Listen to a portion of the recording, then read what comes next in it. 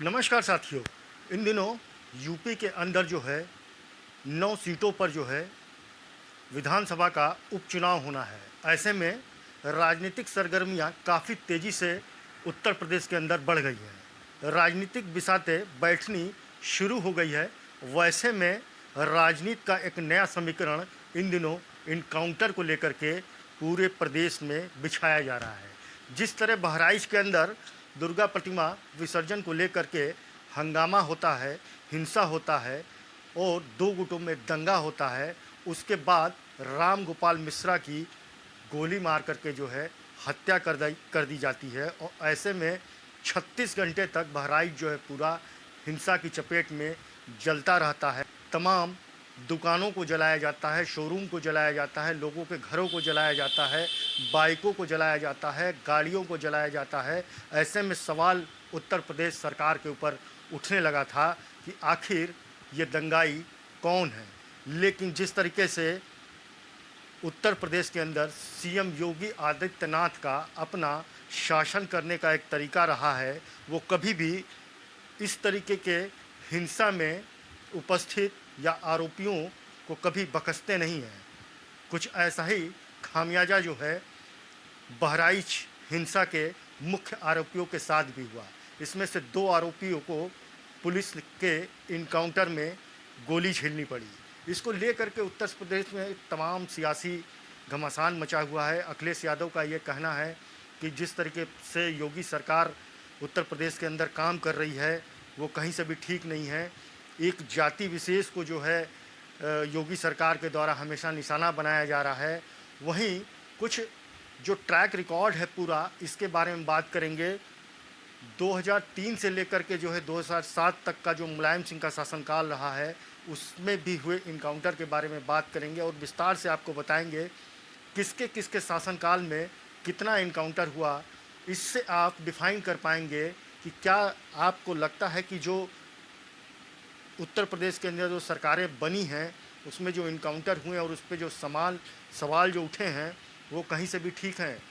सबसे पहले आपको बताते हैं कि जिस तरीके से कल का जो वाक़या हुआ, मुख्य आरोपी जो है अब्दुल हमीद, उसका बेटा सरफराज उर्फ रिंकू अपने साथी तालीम के साथ उस स्थान को दिखाने गया था जहां पे उसने जो है हत्या में वारदात में अंजाम दिए गए उस हथियार को जो है वहाँ पे उसने असलहे को जो है छिपाया था। पुलिस जब वहाँ पे मौका वारदात में नाना पाड़ा कोई जगह है वहाँ पे जब पहुँचती है इन दोनों आरोपियों को लेकर के वहाँ पे, तो ये दोनों आरोपी जो है मौके पे पहुँचते हैं और वहाँ से असलहा उठाते हैं और पुलिस के ऊपर फायरिंग झोंक देते हैं। ऐसे में पुलिस को अपने बचने बचाने के लिए जो है जवाबी फायरिंग करनी पड़ती है और दोनों को तालीम को और सरफराज को पैर में गोली लगती है और उनको वहाँ के हॉस्पिटल में एडमिट कराया जाता है जो अब ख़तरे से बाहर है। लेकिन जैसे ही इनकाउंटर की खबर जो है सोशल मीडिया पे आती है, नेशनल मीडिया पे आती है, तो पूरे प्रदेश के अंदर मानो एक बवंडर मच जाता है। अखिलेश यादव तुरंत जो है मीडिया के सामने आते हैं और तमाम तरीके की बातें वो करने लगते हैं कि जिस तरीके से जो है एक वर्ग विशेष को जो है योगी के सरकार के द्वारा निशाना बनाया जा रहा है, ये कहीं से भी ठीक नहीं है। प्रदेश में सबसे बड़ी बात है कि जिस तरीके से बहराइच के अंदर हिंसा हो गई तो 24 घंटे तक बहराइच जो है जलता रहा, दंगाइयों के चपेट में रहा। तो ऐसे में क्या उत्तर प्रदेश सरकार के पास क्या इनपुट नहीं था? जो खुफिया इंटेलिजेंस है वो कहाँ था? एलआईयू कहाँ था? फिर जिस तरीके से आला अधिकारियों ने जब बहराइच के अंदर कमान संभाला तो एक अधिकारी के द्वारा नंगी पिस्टल लेकर के सड़क पे दौड़ते होने का भी फुटेज जो है वो वायरल हुआ। इस पे भी तमाम तरीके के सवाल उठने लगे कि आप जो है एक शहर को जो है दंगाइयों से कंट्रोल में नहीं ला पा रहे हैं। 2 दिनों तक 3 दिनों तक वहाँ की इंटरनेट व्यवस्था को जो है पूरा ध्वस्त कर दिया गया। तो जब विपक्ष रहता है तो इस तरीके के सवाल उठते रहते हैं। लेकिन जिस तरीके से योगी सरकार ने इस पूरे प्रकरण में अपनी कार्रवाई को किया कि तुरंत जो है 5 आरोपियों को जो है गिरफ्तार कर लिया जाता है। इसमें सबसे मुख्य आरोपी जो है वो अब्दुल हमीद है, उसका बेटा सरफराज है, साथ ही उसका तालीम है और दानिश, और साथ में अब्दुल हमीद का एक बेटा है फ़हीम, वो भी इस पूरे घटनाक्रम में शामिल था जिसको कि पुलिस ने गिरफ्तार कर लिया है।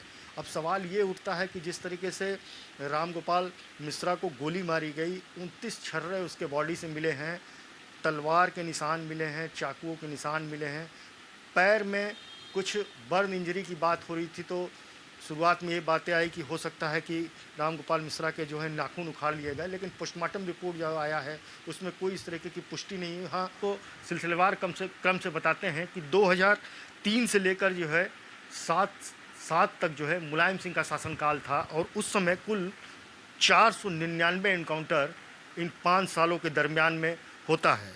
वहीं मायावती का शासनकाल जो है 2007 से 12 का था, जिसमें 261 इनकाउंटर होते हैं, और मुलायम सिंह का जो शासनकाल रहा है उसमें 499 इनकाउंटर होते हैं, तो मायावती के शासनकाल में जो है 261 इनकाउंटर होते हैं। उसके बाद 2012 से 17 तक का कार्यकाल जो है अखिलेश यादव का होता है, यानी सपा सुप्रीमो का होता है, उसमें मात्र जो है 40 इनकाउंटर होते हैं। तो क्या उस समय आप ये कह सकते हैं कि उत्तर प्रदेश से अपराध बिल्कुल पूरी तरीके से ख़त्म हो चुका था, या फिर जिस तरीके से भारतीय जनता पार्टी आरोप लगाते रही है, शुरू से ही आरोप लगाते रही है कि समाजवादी पार्टी की जो सरकार उत्तर प्रदेश के अंदर बनी थी वो कहीं ना कहीं माफियाओं को संरक्षण दे रही थी, अपराधियों को संरक्षण दे रही थी। आपको याद होगा मुख्तार अंसारी और अतीक अहमद को लेकर के जो है उत्तर प्रदेश के अंदर किस तरीके की सरगर्मी कभी हुआ करती थी, किस तरीके से अपराध का एक बोलबाला हुआ करता था। आपने देखा कि किस तरीके से 2017 के बाद जब जो है यूपी के अंदर कि उन लोगों का कहना है जो ये मानते हैं कि योगी की सरकार जो है उत्तर प्रदेश के अंदर जो है बिल्कुल सही ट्रैक पर चल रही है, और लाइन ऑर्डर को कंट्रोल करने के लिए उन्होंने जो है बुलडोजर की जो कार्रवाई की, ये बिल्कुल उचित कार्रवाई थी, इसलिए लोग उनको कहीं ना कहीं माननी भी कहते हैं। लेकिन वहीं पे अगर 2017 से अब तक की बात किया जाए, यानी योगी सरकार की बात किया जाए, तो कुल 208 इनकाउंटर अभी तक हुए हैं। तो ऐसे में जो एक आंकड़ा आपके सामने निकल करके आ रहा है कि कहाँ 2003 से 7 का जो कार्यकाल था मुलायम सिंह यादव का, उसमें 499 इनकाउंटर होते हैं, और ऐसे में अब जो है 2017 से लेकर के अब तक में जो है योगी सरकार में जो इनकाउंटर होते हैं वो मात्र 208 होते हैं, और अखिलेश यादव के कार्यकाल में सिर्फ 40 इनकाउंटर होते हैं।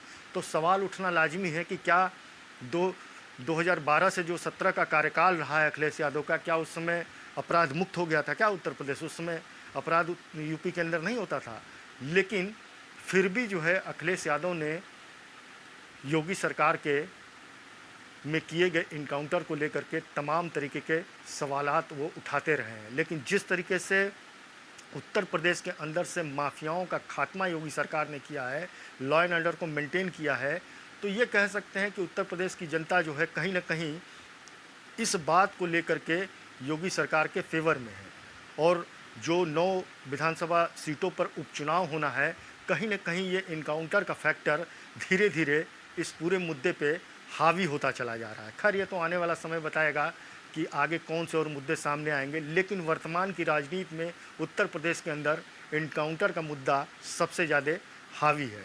तो हमने आपको सिलसिलेवार ढंग से बताया कि मुलायम सिंह का शासनकाल रहा हो, या मायावती का रहा हो, अखिलेश यादव का रहा हो, या फिर योगी आदित्यनाथ का जो शासनकाल रहा है और जो शासनकाल चल रहा है, उसमें किस तरीके से इनकाउंटर हुए और उन इनकाउंटरों की संख्या कितनी थी।